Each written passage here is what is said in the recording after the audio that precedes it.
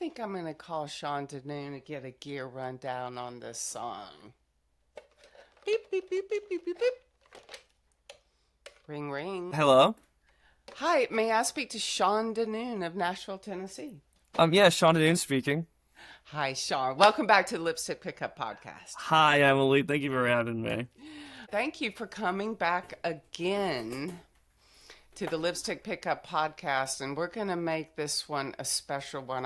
I'm working on a new format for the new year 2026, and that's why you're the perfect person to have on today, because do you remember what day we met in 2025? We were on New Year's Day in 2025. We met on New Year's Day in 2025, and I was at Guitar Center where And you I was work. hungover. I couldn't tell. You were doing a great job.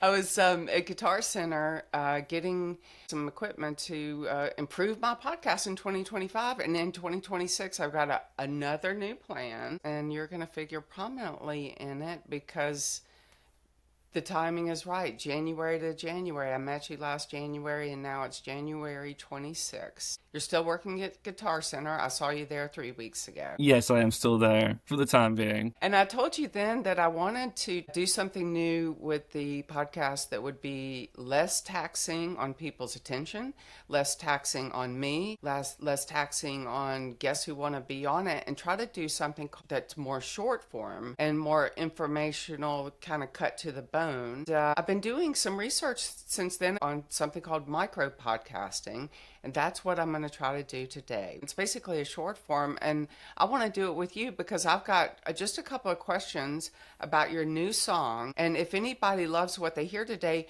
and you want to know more about Sean Dunoon, you can go back and listen to the podcast that I recorded with him in March of 2025 called Taking Care of Business. Yeah, we talked about Guitar Center and play guitars in that one.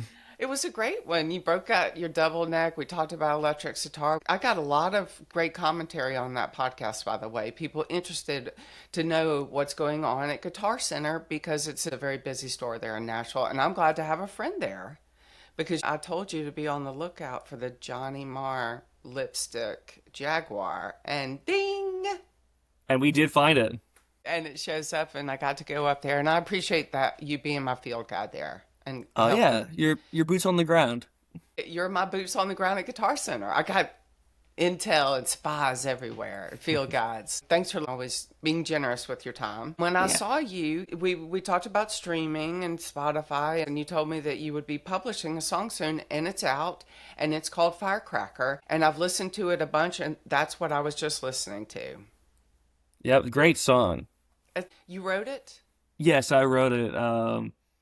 It was back over the summer in the old band I was performing with at the time. On a drive home from a band practice, I was listening on the radio to No Rain by Blind Melon, and I liked the melody that they had, and I kind of twisted it into what ended up becoming Firecracker. And about 2 hours after getting home, I had the lyrics and the rhythm guitar worked out.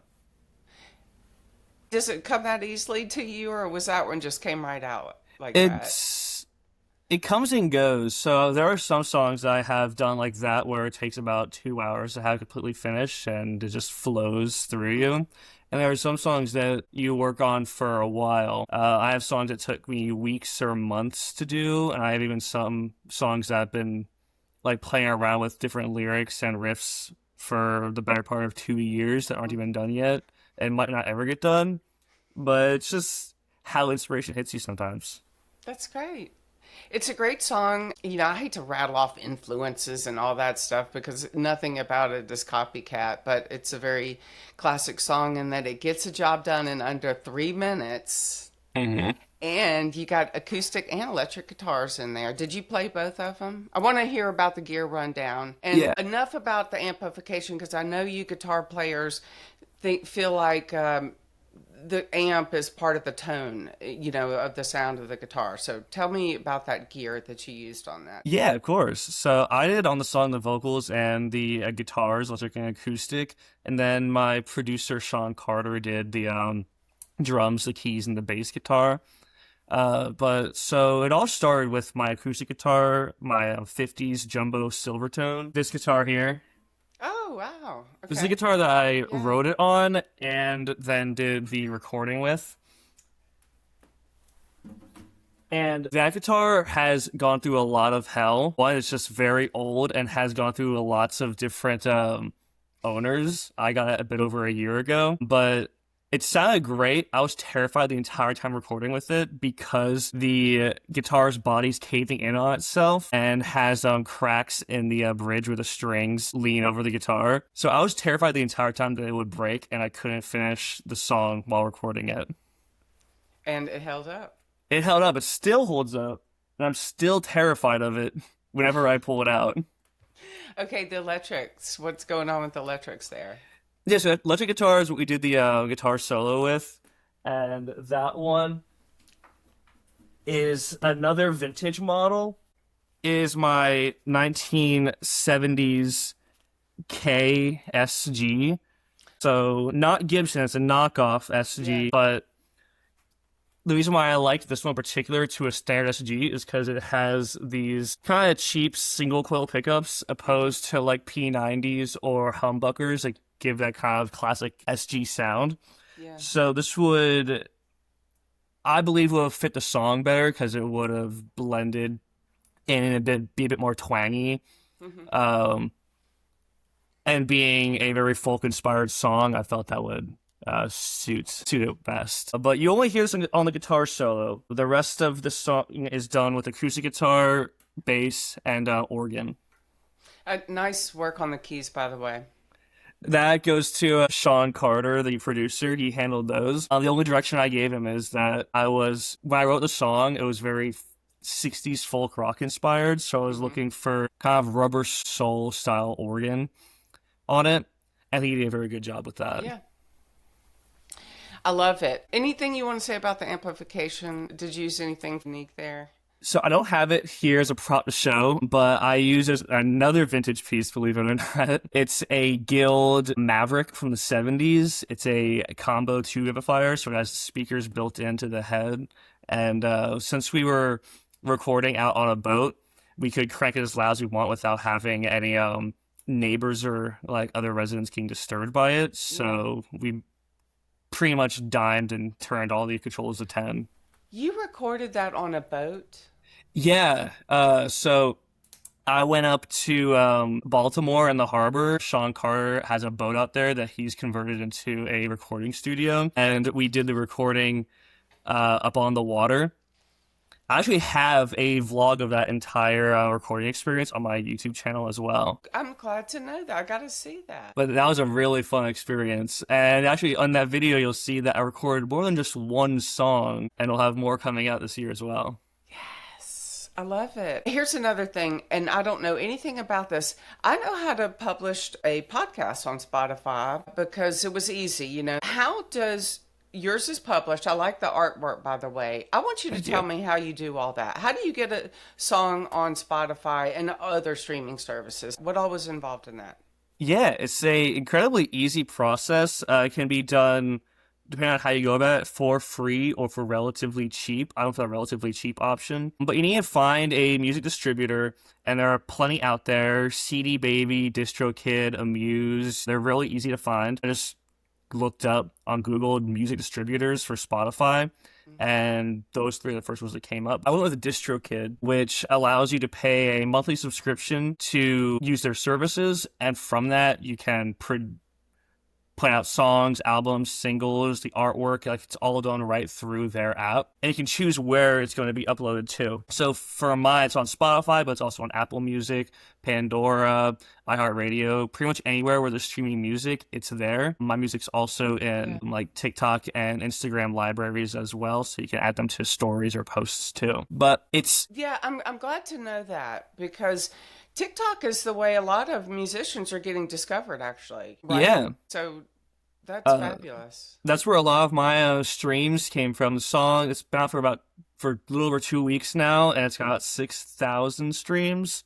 And the majority of those came from my TikTok advertising, which I've immediately found beneficial because I have many other colleagues who have put music out there long before I have that haven't even gotten their song over 1,000 streams yet. Mm-hmm. So being able to market for free on my own is a tool that I took advantage of. I think every musician out there at my level should be taking advantage of. You sold me. I want to try to get on TikTok when I scale down the hours that I spend recording these podcasts. I want to try to learn more about some of these social medias because it's really about getting your music, your art, your message, whatever it is, in front of as many people as you can. And you told me that TikTok has been good for you, and I want it to be good for me too. Maybe I'll have you come over here and give me a seminar on TikTok. Yeah, I'll lend you one of my electric guitars for your next recording. And you can give me a TikTok tutelage. Yeah, a crash course. Hey, maybe we could start our own TikTok channel. What do they call your Gen? Gen Z teaches Gen X TikTok. Okay. All right, enough of that. I told you we're going to get short form and maybe in just a little over 12 minutes get the story about your gear, about your new song, which I love.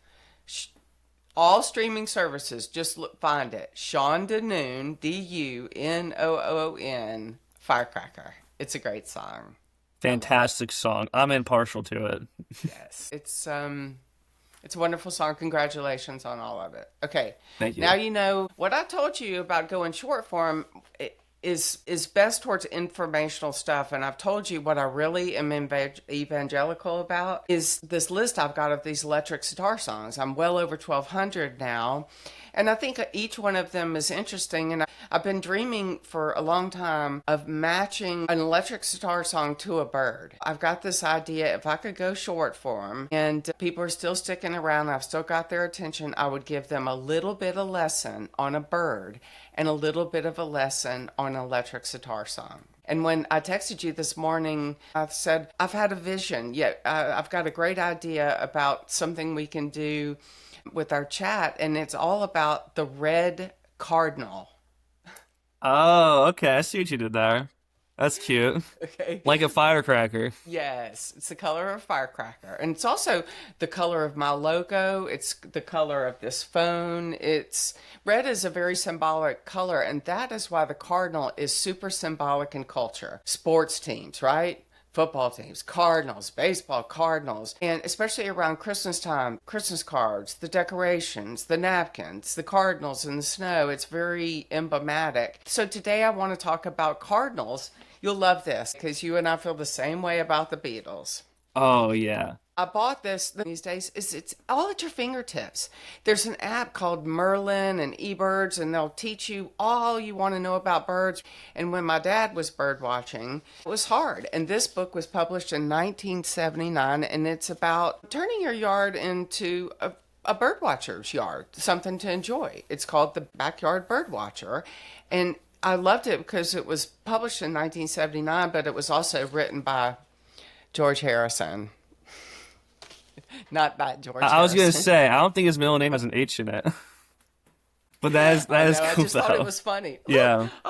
Look, George Harrison. It's written by George Harrison, but the introduction is by Roger Tory Peterson, and he's considered the godfather of American bird watching. He was an illustrator. So this book it's relevant because I learned during the course of the year how to build a bird watcher's paradise, and I started learning about cardinals, and they don't migrate during the winter, and that's why you have all these images of cardinals in the snow because they stay here. They don't fly south, and they need to be fed in the winter. So I've been feeding them all around my yard, and guess what? My yard is full of cardinals. They know where to go.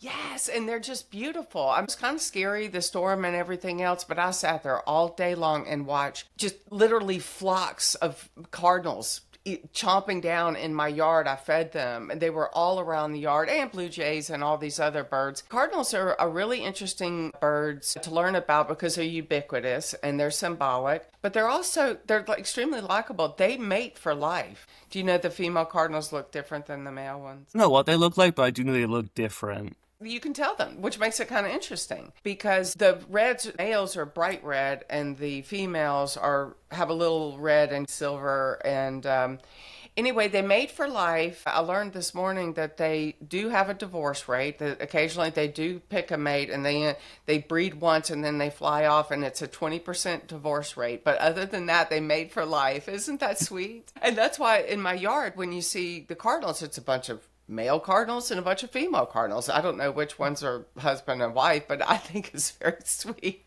The thing I love about teaching people about birds is all you have to do is go to eBirds and you can learn about a bird. We're in Nashville. Red cardinals are everywhere. I'm going to talk about the ultimate red cardinal and one of the first songs that I'm going to match it. Have I ever told you about how the whole thing started with electric sitar? I don't think so. I was very interested in real sitar, the bands that used it, from Traffic to the Beatles to all these other Rolling bands. Stones. Rolling Stones. I started getting interested in that, and the only person that I know here who is really accomplished as a session person is named Rob McNally, and he has played with everybody from Bob Seger to Delbert McClinton, which is why I'm familiar with him. I've met him before, and he is probably one of the busiest session men in Nashville these days, and he's been doing it for many years. And I sent him a message and I said, do you know how to play a sitar? If someone were to ask you to play a sitar on a session? And he goes, I don't know how to play that kind of sitar, but I have played an electric sitar. And I said, what is an electric sitar? And he told me. That was your eye-opening. What's an electric sitar? And he tells me that he's not only used it on some recordings, but if you've heard this Hank Williams Jr. song, Country Boy Can't Survive, he said, that's electric sitar on that song. And I looked it up. That's how it all started. Rob McNally, I believe, is from the Columbus, Ohio area. He lives here in Nashville. He's a Nashville session guy. The red cardinal is the state bird of Ohio. So I'm going to talk about an electric sitar song. It's apropos to a cardinal because it is on a song by a woman named Kaylee Hammack. She operates in something that looks like country. People were calling her half Dolly Parton, half Reba McEntire, and she's a gorgeous redhead, and she's a very good songwriter.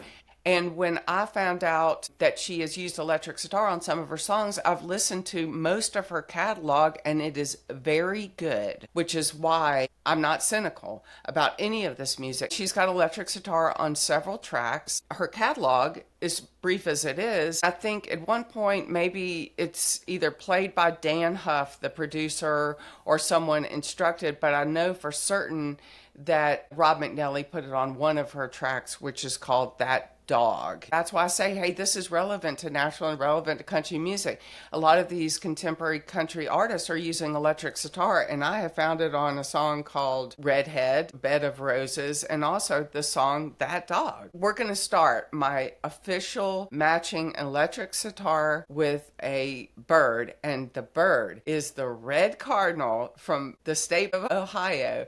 And the sitar track is going to be That Dog by NASHVILLE'S. She's from Georgia originally. We kicked it off with the red cardinal. Do you feel informed?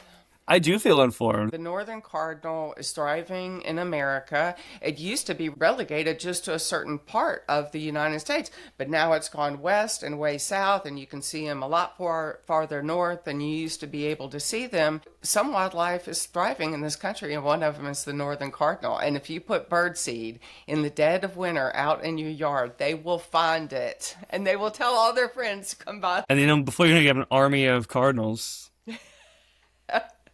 They were named for the Catholic cardinals.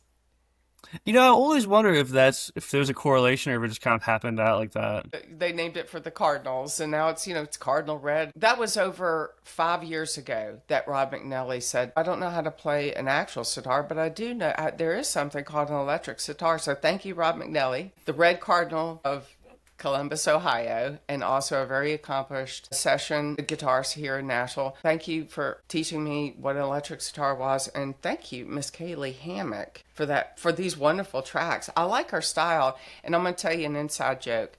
How long have you lived in Nashville? Close to 3 years now. Okay.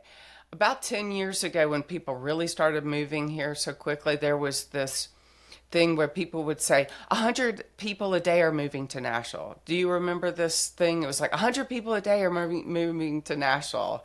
And I used to always tell them they're all named Kaylee and every spelling is different. And that's pretty. It's funny, but it's kind of right too. I used to think that 3 spellings for Sean was too much, and then I started seeing like how many ways you can spell like Kaylee and Megan and some of those names. They've even found different ways to spell my name, Emily. Miss Hammock, which I admire very much, she's a total package, and I love to watch her perform. And I love these songs. I don't know if they were co-written with people, the whole story. And I admire her producer, Dan Huff, because he's done a lot of interesting work with electric sitar. And I admire her choice in guitar players. Nice work with Mr. Rob McNally, the Red Cardinal of Nashville and also Columbus, Ohio. I always told people back in the beginning that I hope that my people who love me, whenever they hear electric sitar song, they'll think of me. And also people who don't like me, whenever they hear electric sitar song, they'll think of me. So in the future, whenever you see a red cardinal, are you going to think of me, Sean? Thank you for taking my bird lesson today. Thank you for giving me a bird lesson. It was fun.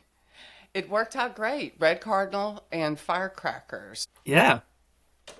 And hotlines. I'm going to call my friend Sean Dunoon and get a rig rundown, and he's going to help me break in a new concept on the podcast. I've never really gotten on here and said, please like, subscribe, please leave comments. Folks, if you like this, please like, subscribe, because I really do enjoy putting this out. I get a lot of good fan mail that indicates that people I like are paying attention, and I hope I'll get some more. Yeah, do that. Like and follow and share with all your friends, too. Everyone who likes birds and music. And Sean Dunoon, because there's a reason why he's getting all those streams. It's catchy AF, as they say. Yes. Thank you, Sean Dunoon. Say goodbye to the Lipstick Pickup listeners. Bye. Bye.